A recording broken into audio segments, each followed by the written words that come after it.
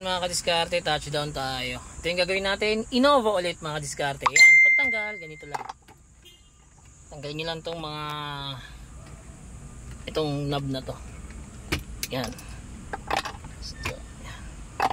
Tapos ito yung tornilyo, tanggalin yan para ma-remove nyo yung panel frame.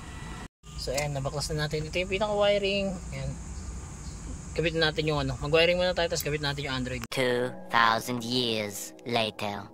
So ayan mga kadiskarte, tapos na tayo mag-install. 7 inches Android yung gusto ni Bossing para swak lang daw dito sa kanyang Toyota Innova. Ayan.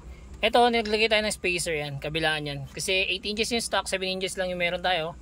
Kaya itong spacer, nakadesign talaga yan para sa mga Toyota cars. Yan. Tapos ito, kasama pa rin sa package natin, yung reverse cam. Yan. Tapos meron na rin yung USB port. Ito. Yan, dalawa yan. Pwede ka dyan mag-charge or manood ng movie by USB.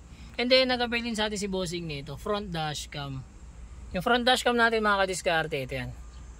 So, pwede mo na siya replay dito on the spot sa mismong Android head unit. Ito, replay natin. Replay natin yung pinaka-unang video na nakuha ng dashcam natin. Ayan. Replay na lang yan mga kadiskarte. Ayan, kung mapapansin nyo may tao, doon wala. Ayan. So, ganun din yan, automatic din yan. Pag magre-reverse ka, automatic pa rin. Mas priority yung reverse cam. Yan. Sa mga gusto po mag-avail niyan, drop message lang. Pwede ka na rito mag-Waze, Netflix, YouTube, Spotify, Google Map, meron na rin yan. Apple CarPlay and Android Auto, available din yan sa ganyang ating Android head unit yan. Sa mga gusto po mag-avail niyan, drop message lang. Don't forget to like and follow na rin. Salamat, ingat, ride safe sa lahat.